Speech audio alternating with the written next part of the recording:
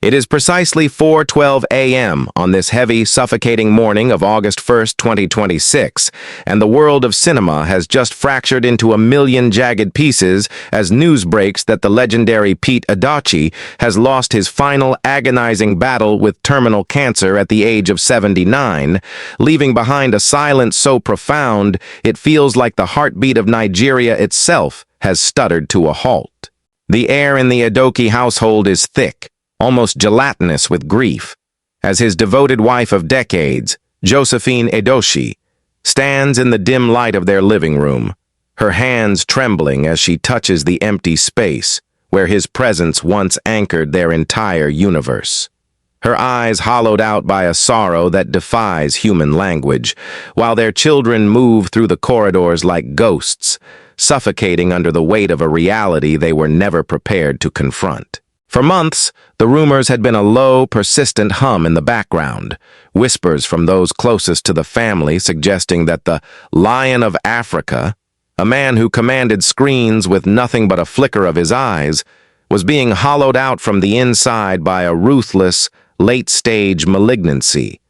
a diagnosis that felt like a personal betrayal by the very body that had carried him through nearly 8 decades of triumphs and trials. According to sources close to the family, the decline was as swift as it was cruel, a jarring descent from the vibrant, formidable patriarch they knew to a man increasingly tethered to machines, and the desperate prayers of those who loved him, each passing day turning into a high-stakes psychological war where hope fought a losing battle against the inevitable biological tide. Josephine is said to have been his rock, a woman of ironclad resolve who spent these final grueling weeks shielding him from the invasive glare of the public eye, her own heart shattering in rhythm with the failing hum of the oxygen concentrator, her voice a fragile reed as she whispered reassurances to a man who had once been the thunderous voice of moral authority in countless homes across the continent. The children, caught in the crossfire of their own denial and the stark, clinical facts presented by grim-faced doctors, found themselves navigating a labyrinth of profound pain, the kind of soul-crushing weight that makes the walls close in as they watched the man who seemed invincible become diminished, his once resonant laugh replaced by the shallow, rattling breaths that signaled the approach of the final curtain. It was a slow, agonizing unraveling, a period defined by the biting irony that a man who could command entire plots with a single searing gaze could not bargain for one more day, one more sunrise, one more moment of clarity, and the collective shock rippling through the industry today is not just about the loss of an icon, but the loss of an era, a feeling of being untethered from the past. The tension inside that house was a physical thing, a suffocating pressure that forced everyone to exist in the periphery of death. Watching the light fade from the eyes of a giant, feeling the cold intrusion of mortality where they once felt only strength. And now, as the dawn light filters through the blinds to illuminate a house that feels cavernous and cold, Josephine stands frozen, staring at a single half-finished cup of tea left on the side table. A mundane artifact of a life that has just been extinguished, leaving the room vibrating with the echo of everything that was left unsaid in those final, breathless hours, while the shadows in the corner stretch long and thin, reaching toward the empty armchair where the lion no longer sits. You can almost reach out and touch the stagnant air of that room, a space now heavy with the phantom scent of his signature sandalwood cologne. A fragrance that still clings stubbornly to the velvet fabric of his high-backed mahogany chair, as if refusing to accept that the man who filled it is truly gone. You find yourself standing there in the doorway, an invisible witness to a grief so intimate it feels almost intrusive to observe. Your own breath catching in your throat as you see Josephine tracing the intricate, well-worn patterns on the wooden armrest, her fingers lingering where his calloused hand used to rest during those long, quiet evenings of debate and laughter. The silence is not merely an absence of sound, it is a physical weight, a dense humming barrier between the world he once dominated and the fractured reality his family now inhabits. And you can see it in the way his youngest son leans his forehead against the cold glass of the window, watching the rain blur the world outside, his shoulders hitching with a suppressed sob that you can feel rattling in your own chest. They say that when a titan falls, the earth shakes. But here, the tragedy is rendered in the agonizingly small. The half-written screenplay left on his mahogany desk, the pen still uncapped, the ink dried into a stubborn, jagged line that marks the exact second his inspiration collided with the brutality of his diagnosis. You are pulled deeper into the narrative, feeling the prickle of static on your skin as you notice the digital clock on the mantel, its red numbers mocking the family with the precise time he stopped fighting. And you realize that you are no longer just an observer, but a participant in this final private act of mourning. Every shadow in the corner seems to hold a memory of him. The way he would furrow his brow when a script didn't ring true. The deep, resonant timbre of his voice that could turn a simple sentence into a moral decree. And as Josephine finally turns, her eyes glazed with a mixture of disbelief and profound, hollowed-out exhaustion, you feel the sharp sting of that betrayal by time itself.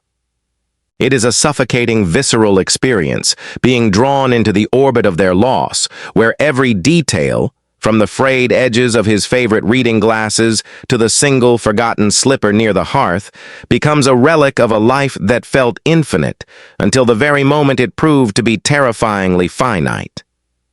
You watch as they try to navigate the house, moving with a tentative grace as if afraid that a sudden noise might shatter the fragile glass bubble of their grief,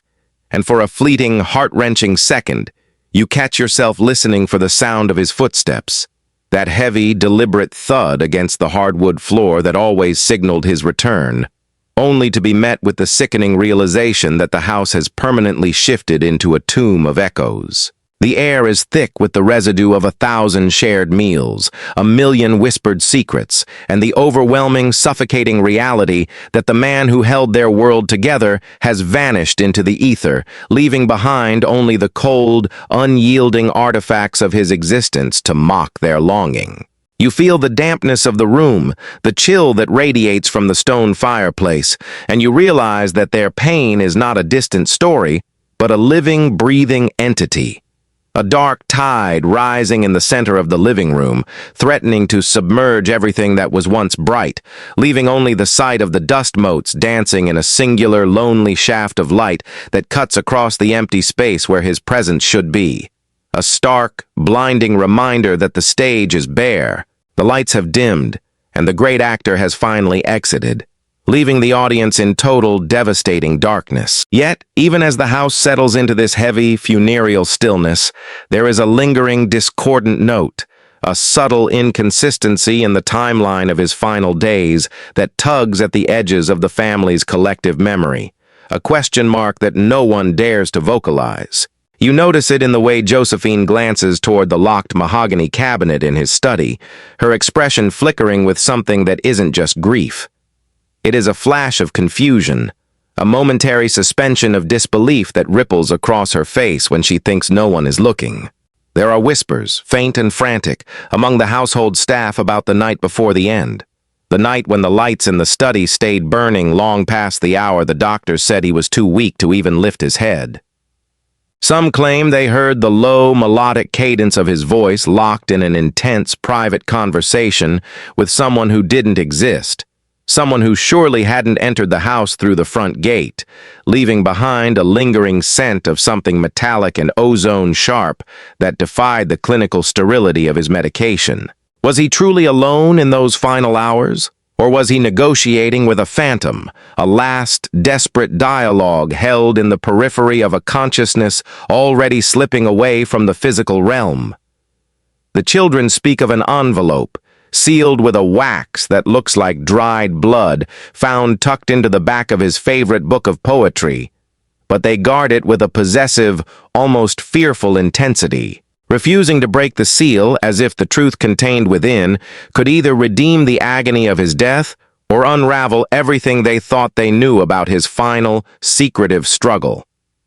Every time the floorboards creak in the hallway, you feel a jolt of anticipation, a half-formed expectation that the heavy oak door is about to swing open and he will emerge, cane in hand, demanding to know why the house has gone so quiet, why the air feels so thin. The physicians are tight-lipped, their medical reports reading with a clinical coldness that leaves massive, yawning gaps where human experience should be, and there is a recurring, gnawing suspicion that the malignancy might have been a cover for something far more complex, a deterioration that moved too fast, too deliberately, as if it were consuming him on purpose to keep him from revealing a secret that was never meant for the light of day. Josephine walks through the rooms with a spectral gait, her gaze constantly drifting toward the dark, unlit corners, as if she is waiting for him to step out of the shadows and finish the sentence he was cut off from speaking,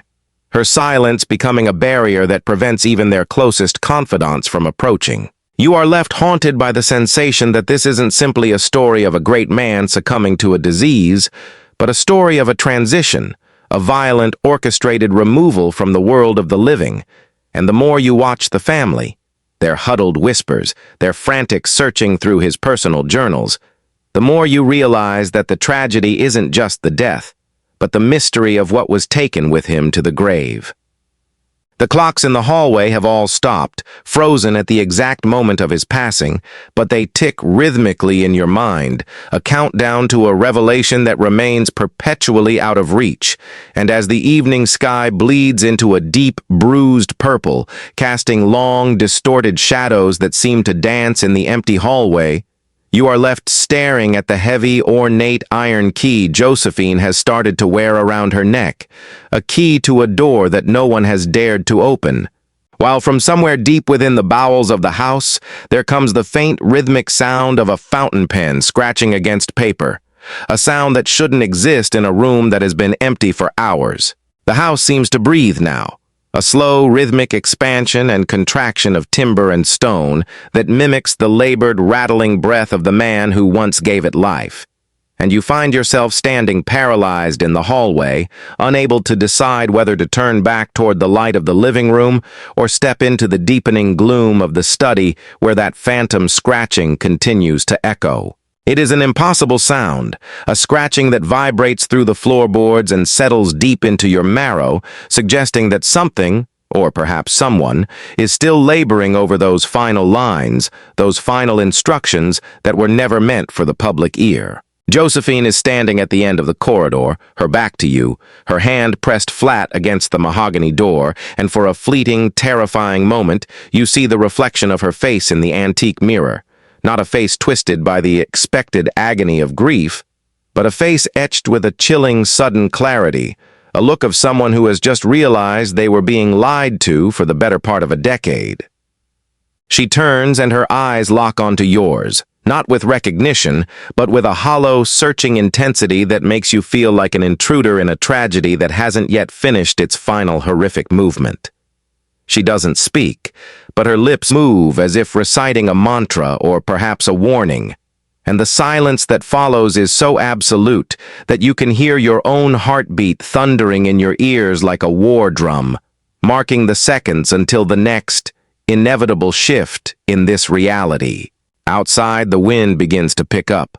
a low, mournful howl that claws at the window panes, and the heavy drapes flicker, casting jagged, unnatural shadows across the floor that look less like fabric and more like reaching fingers, clawing for a grip on a world that is rapidly slipping into the gray void. You realize then that the cancer might have been the least of it, a medical footnote in a much larger, more labyrinthine conspiracy of silence that has been tightening around this family for years. A narrative thread that was pulled too hard, causing the entire tapestry of their existence to fray at the seams. You watch as Josephine reaches for the iron key around her neck, her fingers trembling not from sorrow, but from a terrifying, electric anticipation.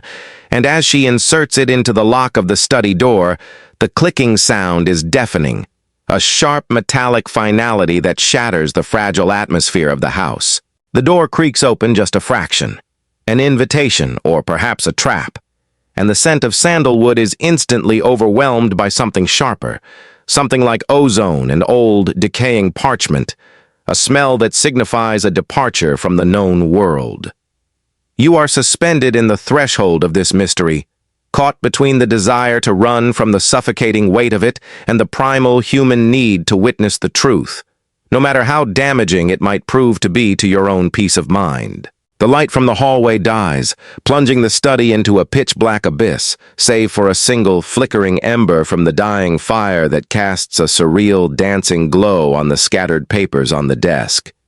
Papers covered in his unmistakable, sweeping handwriting, though the words themselves seem to shift and rewrite themselves under your very gaze, forming shapes and sentences that defy any logic you have ever known. Is he truly gone? Or has the theater of his life simply moved to a stage that your senses are not equipped to perceive, leaving you here in this house of echoes, to wonder if the end you witnessed was merely the prologue to a truth so dark that even the shadows refuse to fully reveal it? You step forward, but the floor seems to dissolve into an infinite shifting landscape of memory and deceit, and as the last of the light is swallowed by the creeping darkness, you are left alone with the sound of that pen, still scratching, still writing, still documenting a story that has no intention of coming to an end.